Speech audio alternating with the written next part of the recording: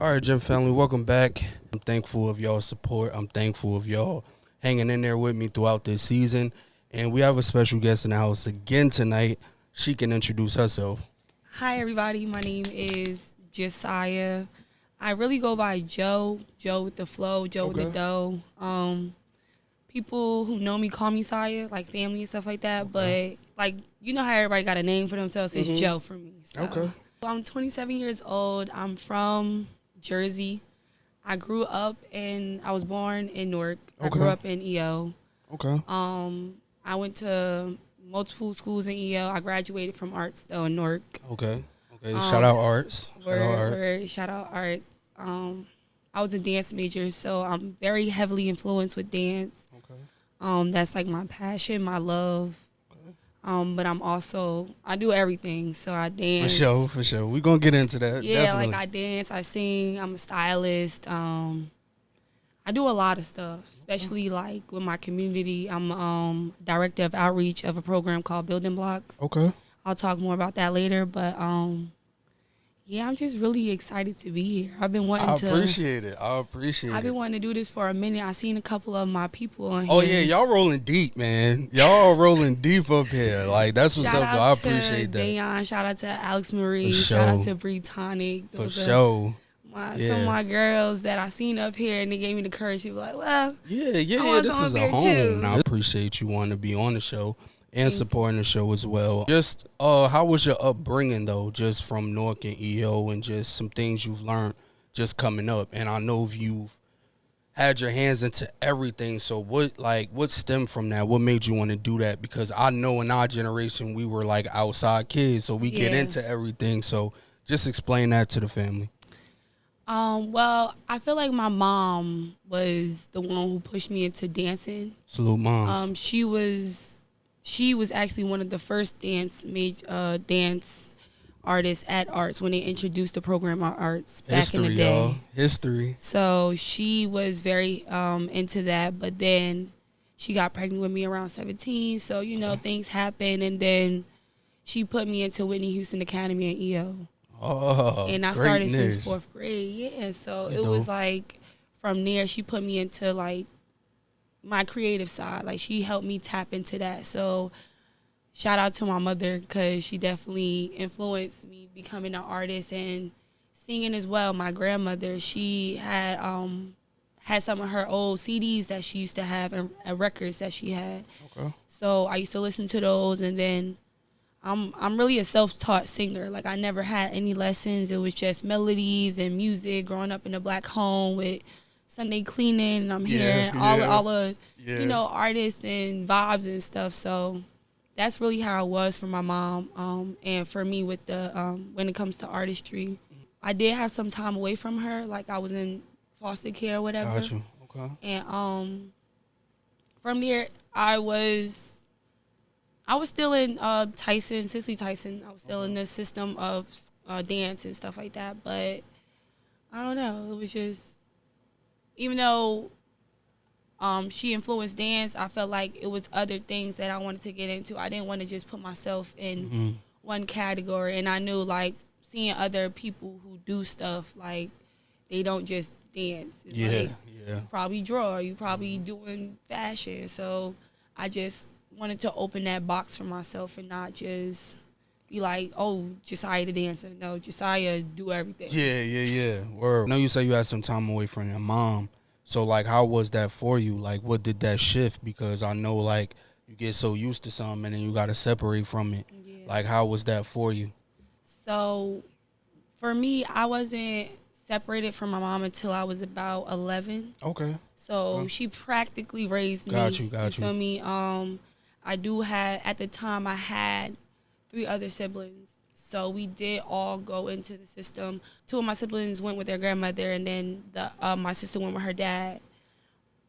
I don't know my dad, so it was a longer process for me. So I was in the system for about 4 years. But within that time frame, my mom never like lost contact or try to after we reconciled, because I did go back home with her when I was 16, but we had that conversation about, because I was trying to figure out why it took so long. But I had to understand she is human. the system don't want to help you. Like, they True. gonna put you, if they can run you and make you relapse around yourself, that's what they gonna do. So I understood why it did take a little longer for her to, get the process going. But within that time, I'm not gonna hold you, I didn't have an unfortunate journey within foster care. I am definitely grateful for the journey that I have, because I know some people who went through those things in that system. But the people that I've met throughout that process, those are my sisters. Like, I grew up in the house with 4 other girls, and it was like baddies, like Bad Girls Club.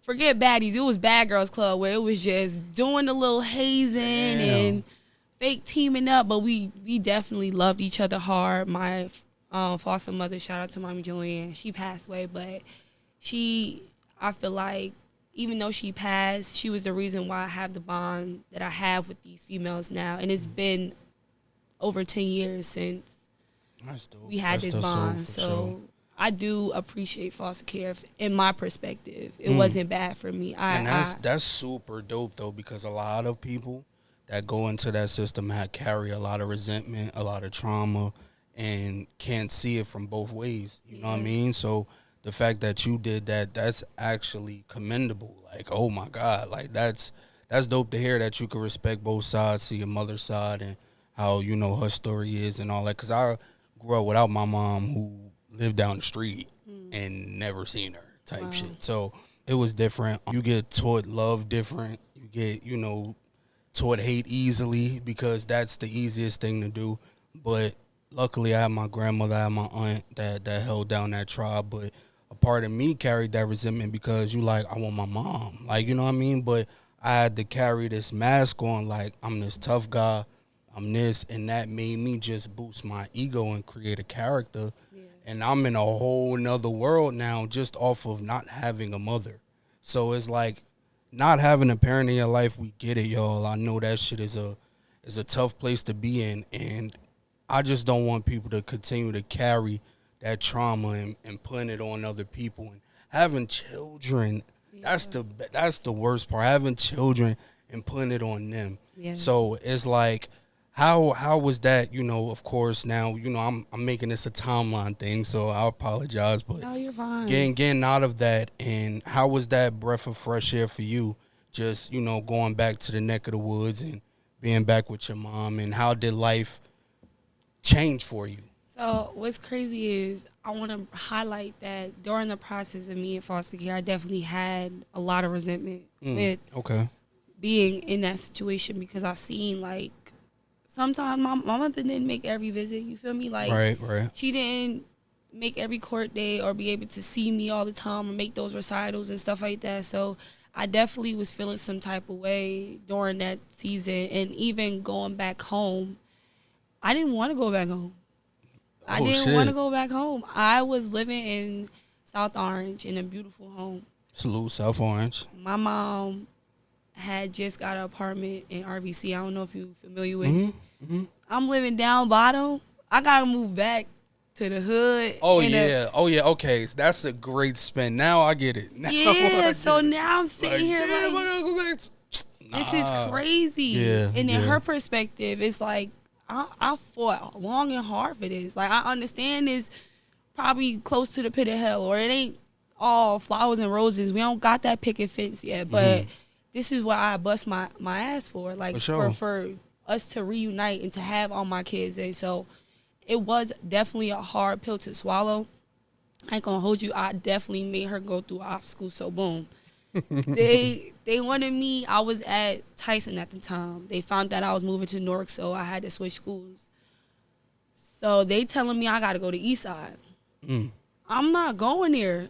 My whole life I've been in performing arts schools. Like, I don't know that technical, vocational stuff. Yeah. Even though I love learning, it was just out of my realm. So I'm like, I don't want to go there. I'm a sophomore at this time, so it's hard to get in arts because you start freshman year, their audition process. So you can't just be in there like, oh, I'm a dancer, I want to do, like, type jump. By everything happens in divine timing and for a reason. The principal at the time, shout out Miss Irby Jackson, she was the principal, and she had a niece that went to Tyson. Her name was Janela, and she, I believe her and Janela had a conversation. She found out whatever, and then she was like, you know what? I'm gonna talk to the dance teacher and see if we could get you an audition. Okay. This is regular school day hours, like they're having regular class. So my mom went up to the principal, talked to her stuff or whatever, made the audition happen, and got me the spot in arts. So right there, it was just like, I'm not even about to sit here and fight it no more. Like, my Yeah, mom word. really, she really is busting. Like, she's really showing her efforts to bring her family back. And right there, it was just like, Jasiah, it's okay. It's all right. You wasn't even supposed to be in foster care. Let's be for real. But just stick it out. See how everything happens and stuff like that. And it was rough living down bottom. I feel like that definitely, like, it made me who I am today, because I wasn't as rough and tough. Like, I didn't have to do all of that in South Orange. I didn't have to do all of that in EO. It wasn't like I was a punk. I was definitely standing my ground, but it was way tougher down there, and it definitely built my character to who I am today. For sure, man. I'm pretty much been through the same cycle, because I left Jersey 2009 to go to PA, and I graduated out there 2013, whatever. But I'm like, it took a while. It took years for me to really appreciate that journey, because I'm so tied to New Jersey. I'm so tied to the hood. I'm so like, nah, I can't let this go. And I've seen the realest meme I probably ever seen on the internet the other day. And it's like, a lot of us is attached to a phase in our life, and we try to hold on to it as long as we can. And we realize how stuck we are. And that's why a lot of people hate themselves, because they like, yo, I'm trying to keep this one place alive, but it's killing me. And I'm just like, damn, the whole time I could have made memories, made resources, made connections, all this shit, but I'm worried about the hood. I'm worried about the churches. So it's kind of like, now I'm kind of glad that I got that journey, because it's like, okay, I've witnessed what it can be if you open your mind up. Right. You know what I mean? So I think a lot of people in Newark, in EO, Irvington, however you want to, whole Essex County, we're closed minded, because we're so used to one way of living, thinking, breathing, eating. It's so much. It's just like, y'all will argue me down over me just trying to expand your mind. And that's how trapped we are. So It is. just like, I know we was talking about just 11 to 16. So let's like fast forward 11 years later, 27 years. What's your perspective on life now? Like, how do you look at it now? I feel like I've always been a person where I put myself in people's shoes, but it matters the most to me now, for real. Because not a lot of people, like, really genuinely care about others.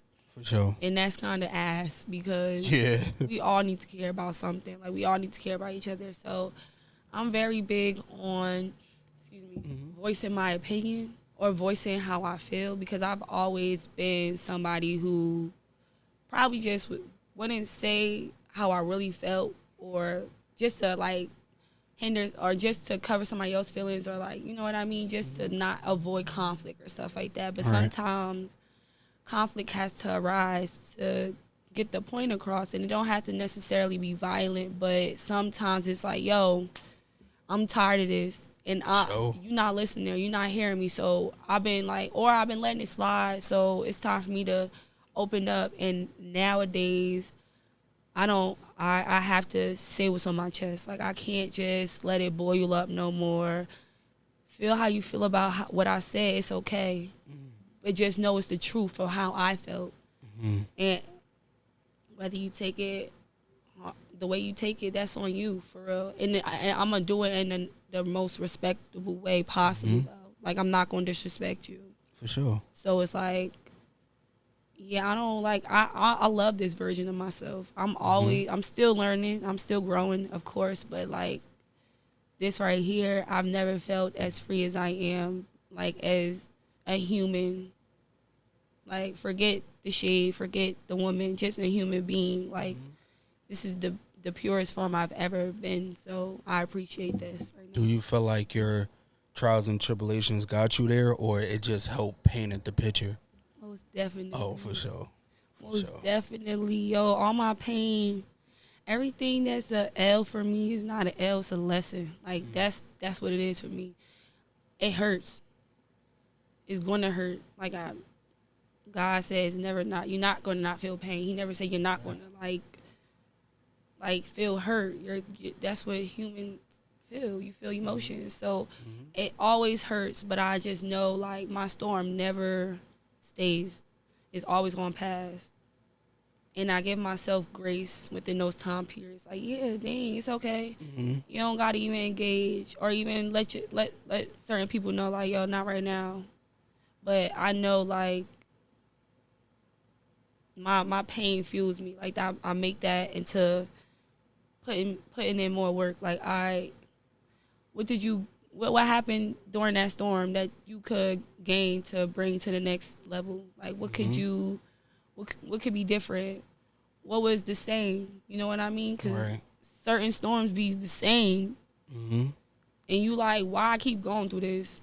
You know why? Because you bypassing your lesson. You want to be either ignorant or you really just genuinely don't know yet. That's a fact.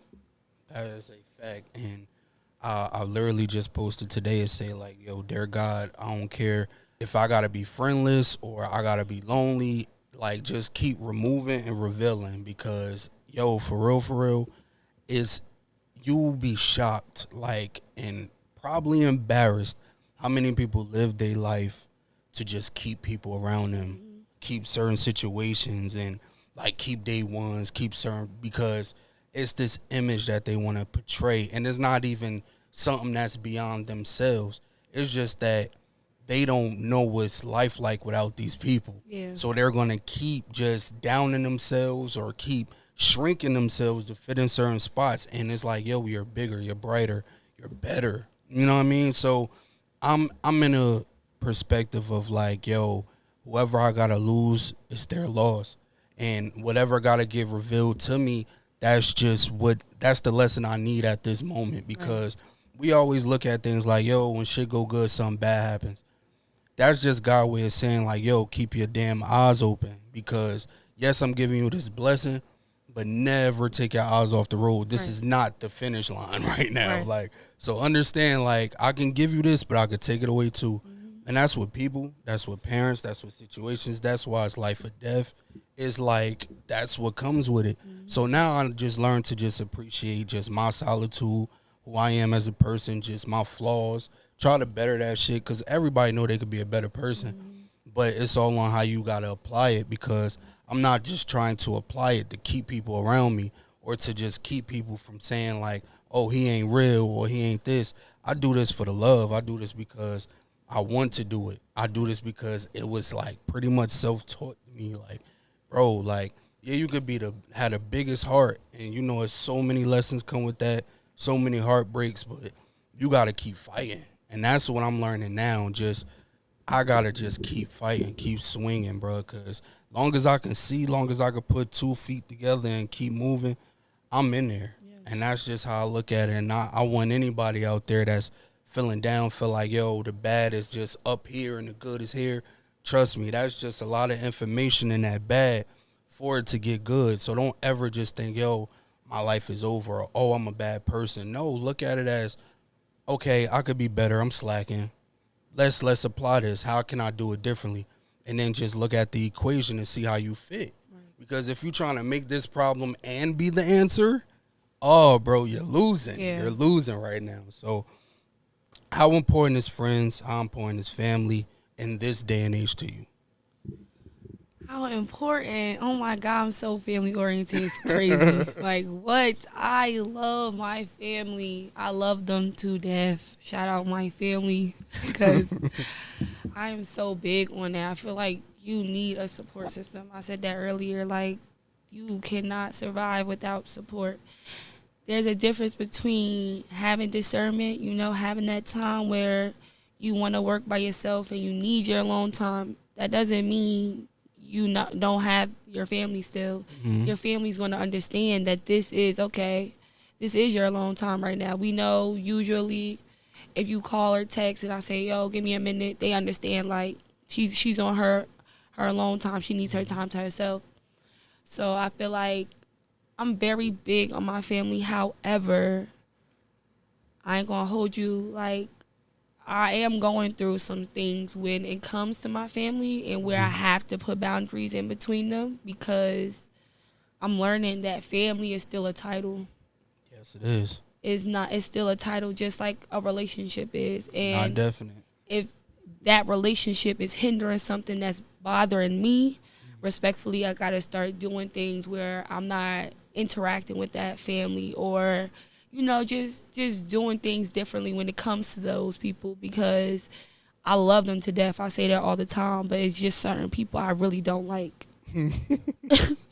Like, I really don't like you. Like, I That's love a fact. But I can't stand you for it. Like, and it's just like, we bond together. We family ties. So I'm going to always make sure I have your back whenever the situation. But it is some people right now, it's just like, I'm really good off them. And it hurts me. It definitely hurts me, because that's not me personally. Like, right. That's not me.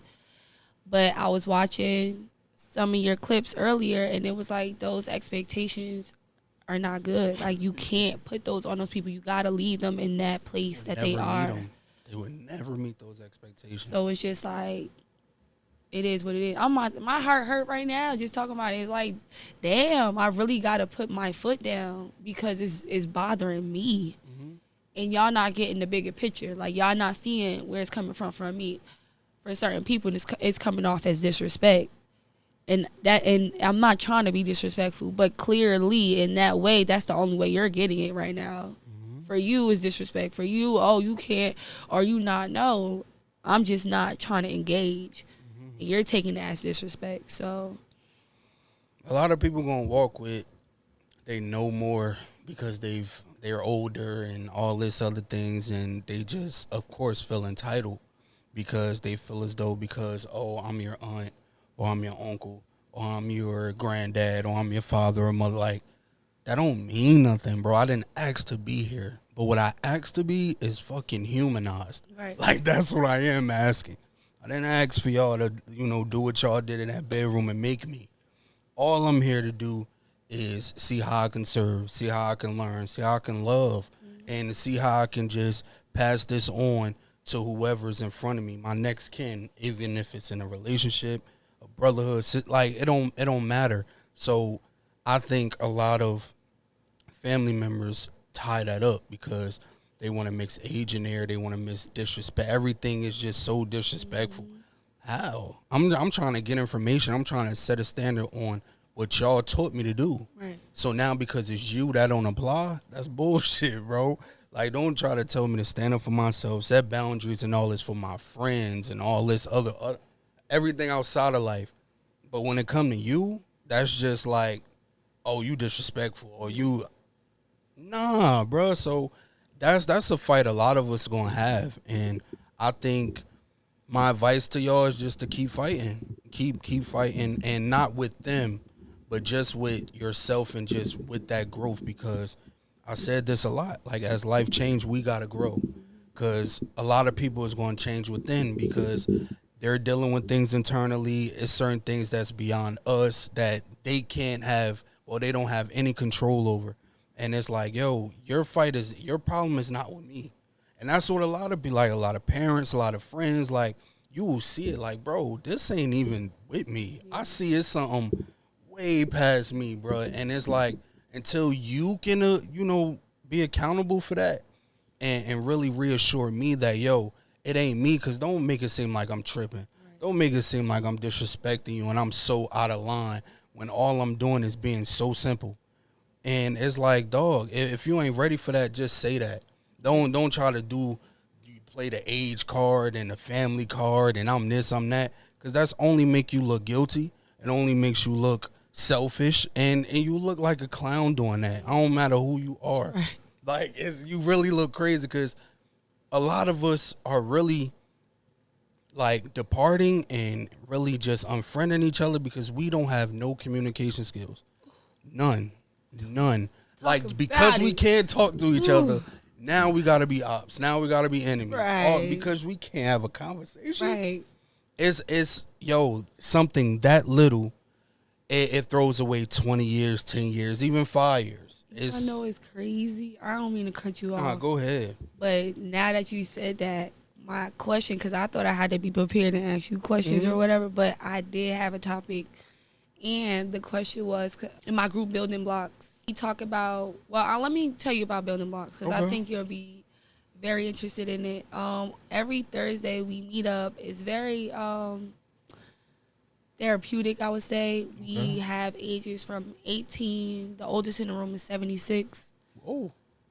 We are trying to bridge that gap between the conversation between the younger folks and the older folks, and just trying to keep up with the younger generation as well, because they are the future.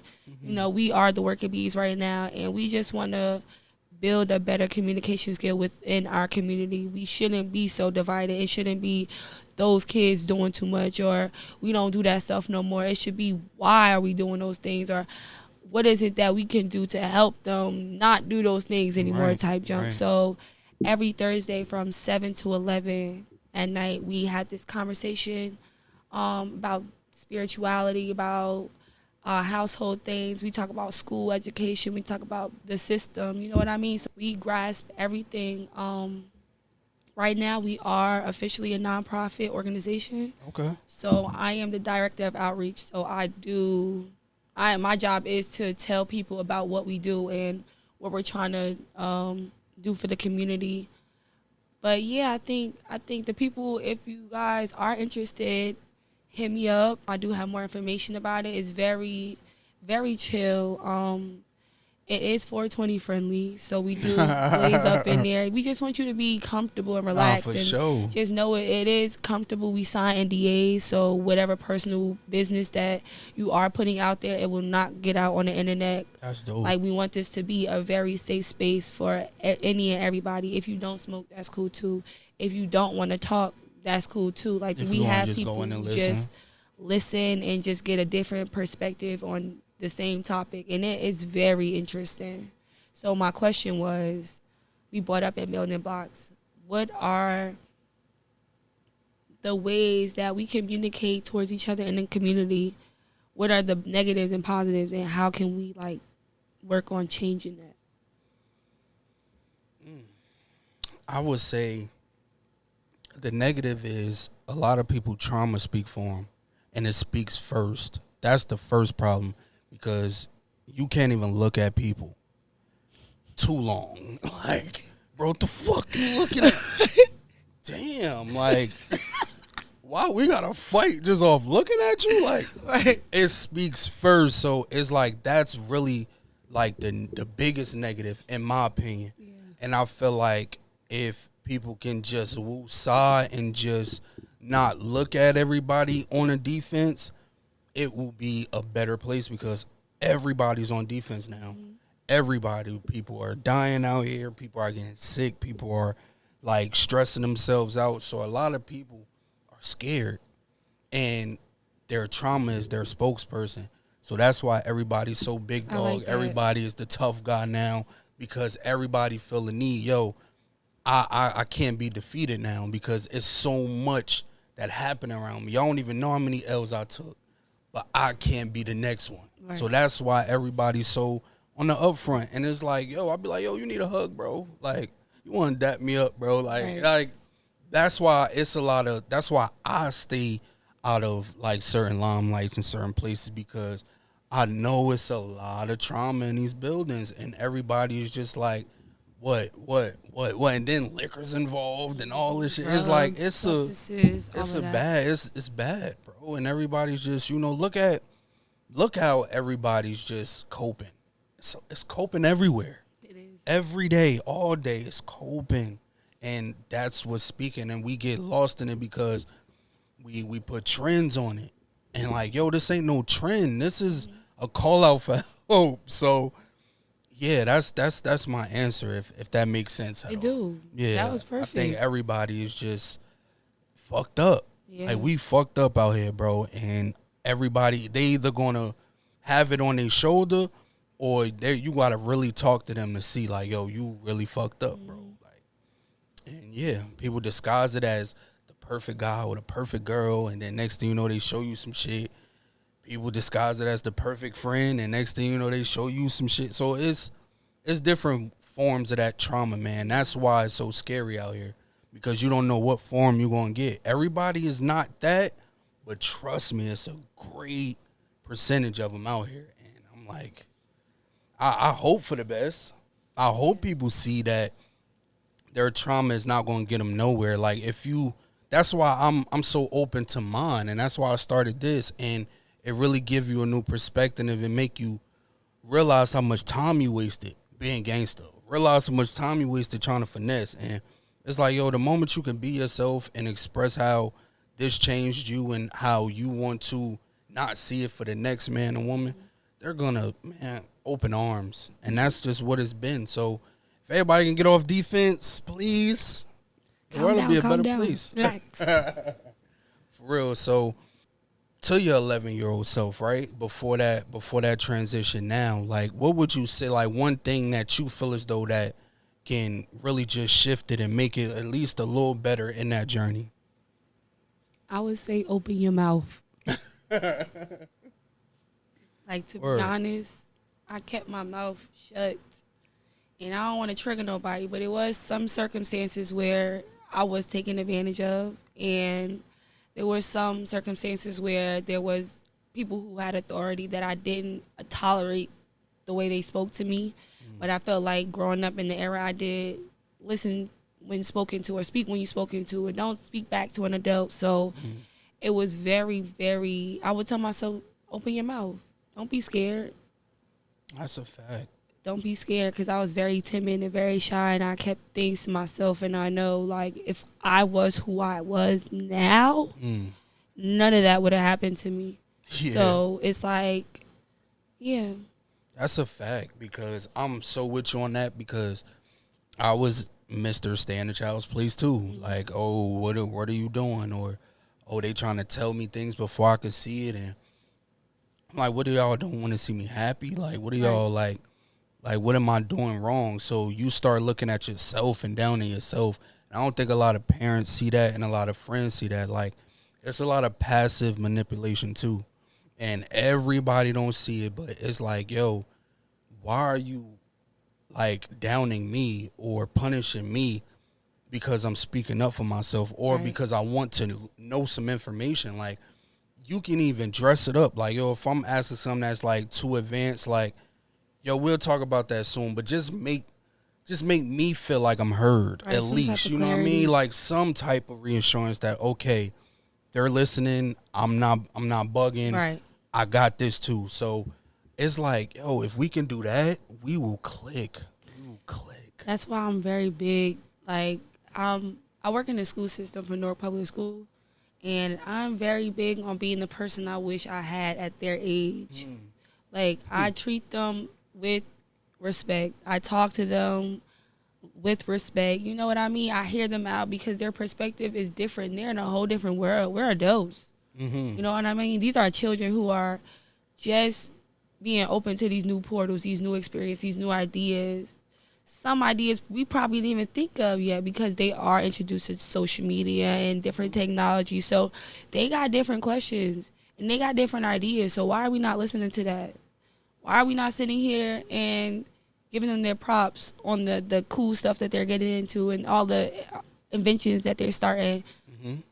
The movements too, you know what I mean? Like, a lot of us weren't able, like, mental health awareness, that's so big now. Like, I'm so happy, because it wasn't when we were growing up. Like, it was just wasn't even a topic in school. It wasn't. It was nothing like that. Was mad foreign. So to see that we're talking about it now, and it's very big on these platforms, it's like, I appreciate that. And these kids, they have a voice. I'm not about to just shut them up. Like, tell me what happened. And I always tell the people at my job, like, the kids who come around you, that's how you know you got a good spirit. Kids don't want to be around no teachers after hours. That's a fact. They're like, Mr. Only the cool ones. That's only it. The cool ones. Only, yeah. I had kids come up to me this school year every day on their lunch. Yo, Coach Joe, like, how you doing? How's your day? Just want to check up on you. I ain't see you all week. Like, that made me feel good, because it's like I'm doing something good for these kids. I'm putting good knowledge. I don't get too personal with them, but when it do come to their little drama, when it comes to relationships, I definitely give them a good perspective and try to steer them in that right direction, because it was foreign topics that I didn't. During my time in foster care, I was growing into a teenager, so I didn't really have a guidance person to tell me what was going on in my body, or the thoughts that I was having, or things that I was interacting with. I grew myself up. I molded myself, and that's what was tough. Like, I didn't have a parent. I felt like I didn't have a parent from the age 12 to 16 for real. For sure. And that was hard. Like, so I try to just be that listening ear or advisor for those kids, because my guidance counselor wasn't shit. Sorry to say, not sorry to say, but she wasn't. She didn't help me in no type of way when I was in school. So I just always, my door is always open for them. I whatever you need, whatever help you got, I'm for it, especially for these kids, because the way social media is nowadays, it's scary. It's fuck. Like, I don't like it. I love how we get to interact, like this platform here, but it's like, it could really deter you, like, make you feel depressed, make you get anxiety. At this big age, I be sitting here like, damn, Zaya.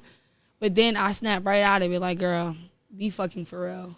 And not to cut you off, but here's where the even exchange go, because with the younger generation, and we can say with us and the older generation, right? A lot of these kids now, they're so accustomed to social media before they walk into a school, before they walk into a place. So in their mind, they know it all because they've seen it before. So they figure, all right, this how I went on TikTok. So in real life, this how I go. And this is why they need the next generation to ask questions, because it's not going to make it to the older generation, because it's going to fly over them, because they ain't hip to a lot of shit. Right. So this is why we are a super strong statue, and this is why we got to do better, because they got to go through us. Because I promise you, going through the older generation in this era now, you're not going to get no advice. So at least, bro, we came up cold, and we came up through the social media era, so we know a little bit. We know, like, all right, what to look out for. So, okay, you need something, ask me. Right. Because now with that experience, I know what you don't know. I can share that with you, and you seeing all this stuff on the internet every day, all day. You can enlighten me. And guess what? It's our job to do. Go to the older generation and be like, yo, listen, this how I go.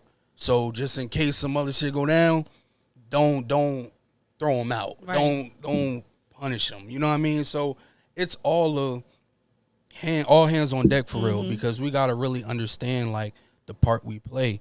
Like, yo, they're coming up, they have questions, but they're going to also take it amongst themselves, being that, okay, I've seen this before, so I got it. I got the aura, I got the cadence, I got the confidence. But it's our job to give them that reality check. Like, listen, dog, Relax. This ain't no viral moment. This ain't no Instagram moment. This is real life. Right. And then it's our job to explain it to the older generation, because at this time now, we should be at an age to where they should know how to listen, know how to take it. And then, yeah, that's how I go, man. That's what I want. And I think it's going to take platforms. It's going to take building blocks. It's going to take a lot of things, like, to come together and really push this narrative, because, again, like I said, everybody on defense. Everybody's the biggest gangster and all this shit. Real. So the it's like, B. Yeah. Okay. So how you dealing with just these trends? Everything's changing every, like, month, every week. Like, I'm at a capacity now. Like, I'm just like, yo, that's why I stay in my own little bubble, my own little world, because that outside world is a mother. You hear me? So how is the outside world treating you for real? The outside world is treating me, it's all right. I feel like, so October I got baptized. Okay. I'm not heavy on putting myself into the religion category, but I'm heavy on spirituality. That's all it is. So that's all it is. For me, I felt like back in October, me and God, we started our first handshake. Like, we in this for life. And I feel like dealing with outside, I don't go outside without him. So as long as we good, I know I'm good. Like I'm really working on like being calm through these troubled days because it's a lot of chaos. It's one of some of us gotta be. What got me baptized is the scripture. The the work is plentiful, but the laborers are few. So I felt like that was my calling. Like, Sai, you need to get up and start doing the work, because everybody not gonna do it. That's a fact. Oh my God. So it's like I gotta be the change if I want to see change, and I walk through that every day with any encounter. I know it's some nasty people out here, but I give them the grace and try to understand. Like, clearly they're ignorant and they don't know. Mm-hmm. So let me just put this person on game just a little bit. Just even if it go over your head right now, maybe they'll think about this later on. Right. Right. So I just like I people I know I don't tolerate disrespect. Let me just take that. I'm not no sweet. Oh yeah, no. I will curse you out. Like I will really like curse you out. Then if you gotta take it there, y'all I'm beating you up. Come on now. Trauma, guys. I really just like I really just try to like understand people. So when I'm outside, like I know half of these people get their personalities from social media. Mm-hmm. I didn't even meet. I seen this little boy the other day, and he sounds just like a TikTok. It was ridiculous. Like his whole way he walked, the way he was talking, like my heart. And I ain't gonna lie, I'm just sitting here like, this is not real life. And to know that my generation is the last generation to know what outside is. I appreciate my moments when I'm really outside. I'm looking at the trees.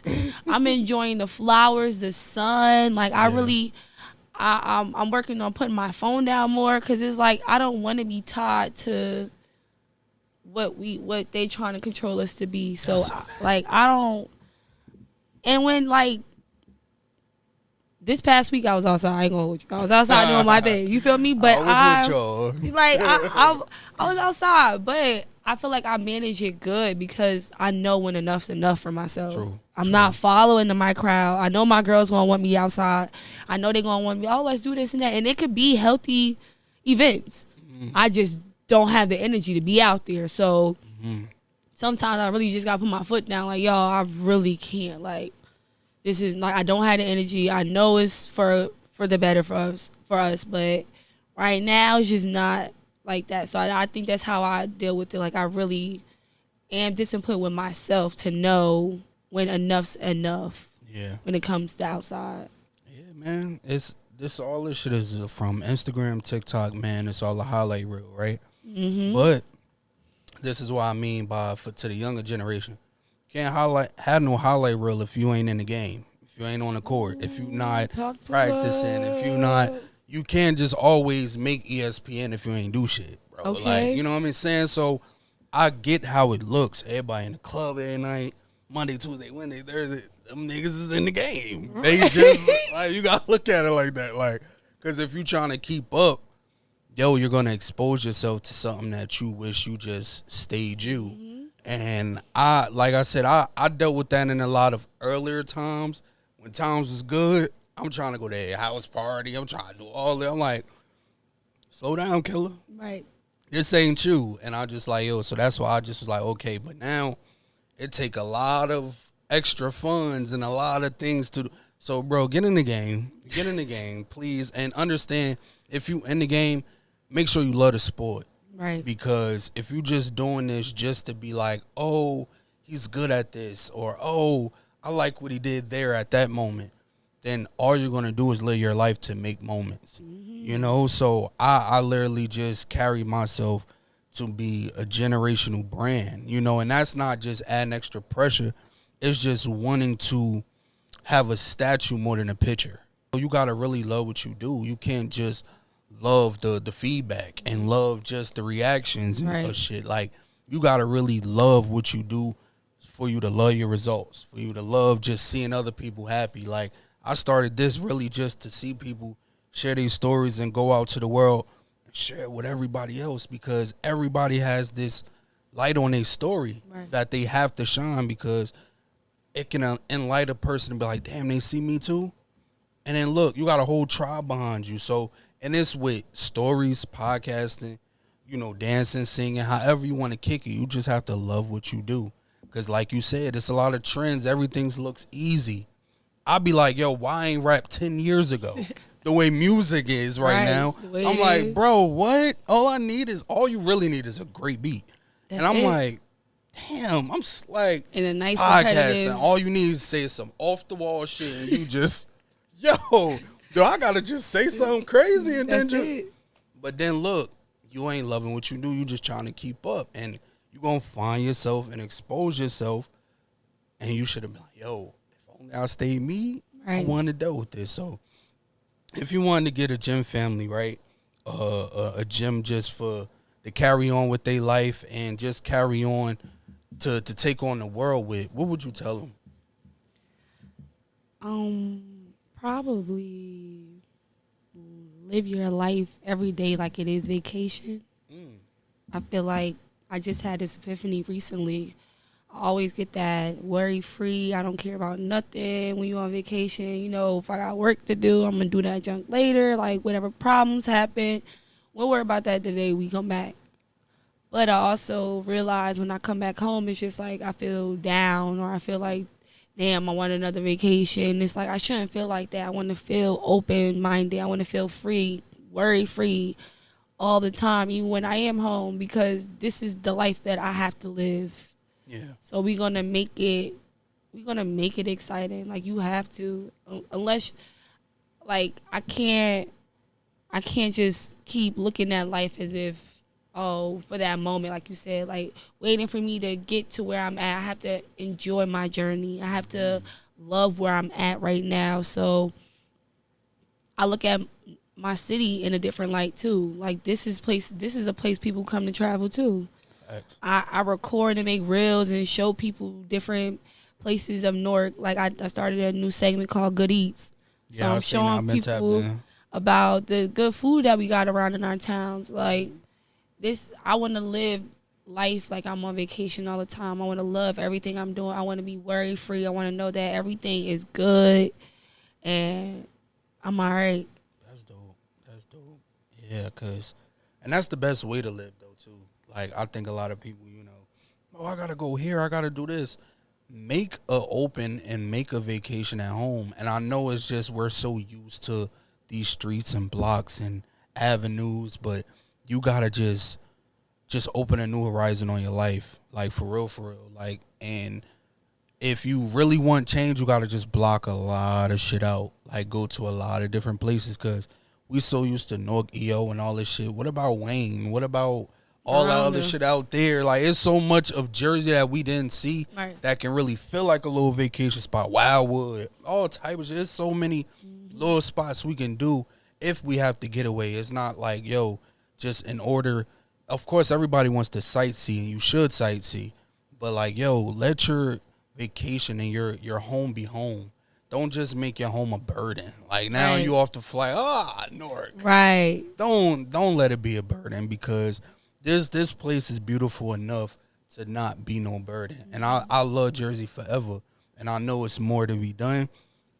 I know they're going to take over a lot more shit. But at the end of the day, this is why we have to come together to save what we can save and do what we can do to really prosper each other. And I don't care if Joe makes it before me, if anything like that. If anything, I'm doing this for her to go forward. You know what I'm saying? So, and that's what a lot of people got to do, man. Everybody just doing it to be the top dog, or to say they did it first. Right. I'm doing this, bro, just to say, all right, at least within your journey, you stopped here. And now it's like, yo, you done blossomed to be the superstar that you are. And I'm just blessed to be a part of it. So just be humble, be grateful, and just always be thankful and shit, bro, because the little things that you do have a big reaction and a big effect on people. And I'm noticing that through each clip, each episode, each piece of content I drop. So how good is God for you? I want to end that off like this. Oh, so good. So good. Ooh. Yeah. I started this maybe like 2-3 months ago, where I literally cannot get up out the bed without thinking that man. Facts. I cannot go to sleep without thinking that man. I catch myself throughout my days all the time. Like, God, how's your day? How are you feeling? Yeah, let me know something about Like, you. Like, I let a bird, like, send me a signal of a bird pass or a nice little breeze to let me signify that he's all right. You feel me? Like, because it's not, I feel like it's not just about me. He doing so much for me. mm-hmm. I want that, like, that's the type of relationship that I have with God. And it's I've never said it out loud, but it's like, this is how I feel. And I'm so grateful to be here because growing up, you know how churches is, the religion is. So it's like, I don't really want to get into that. But now it's like he is so, so, so good to me. And I pray for my people, the people around me. I pray for my enemies. Like, I really, like, I know he got me. I know he got everybody. And I just hope one day everybody get to definitely experience what I'm experiencing right now. Because this is for life. I can't do nothing without him. That's a fact. Yeah, and like I said earlier, just keep removing, keep revealing, just keep understanding, because that's just how I look at it. And God is great, God is good, however you want to put it. But God is God. I can't even put a term on him because that's just how it is. Just every little challenge or battle I had to face, he was right there on the forefront, and I have to do that with everything I do. So I walk with him, so I have to just do what he structured me to do. And if I got to pour into others and pour while I just got to do more with pouring into myself. I think that's really what he's been trying to tell me throughout these years. I've poured into so many. And it's like, yo, Marcus, if you would have poured that into yourself, just imagine where you'll be right now. And you got to have a little dab of selfishness too, because you got to love yourself. And that's what I always present first, just loving yourself, being accountable, because you're not perfect. You don't do everything right. You've been flawed. You've done bullshit in your past. So be accountable. And once you're accountable, it's going to grow you and stem you into that person you know you can be. And that's how I really just carry this platform. And I thank you so much again for choosing this platform, for real. And opportunity. Tell the people where they can follow you at and get all your socials out. And you guys can follow me on Instagram. It's _Siah. That's SIA with 6 H's. 6, y'all. 6 H's. I believe it's Joe with the Flow on TikTok. I'm not sure. Twitter is just Joe. I have a business page. It's called A Street Nuisance. I have a drinking page. It's called Sweet and Nice. What else do I have? I might as well. This is the first time I'm talking about it, but I do have my own podcast that I'm going to start in August, and it's called Be Fucking For Real. That's fire. Yeah, so coming soon. You guys can follow Be Fucking For Real. Is not with the U, is with a V. So FVCKING FR. I'm excited to start that. I can't wait to have you as a guest on mine. Expect me, y'all. Expect me. Thank you so much. For sure. Thank you, man.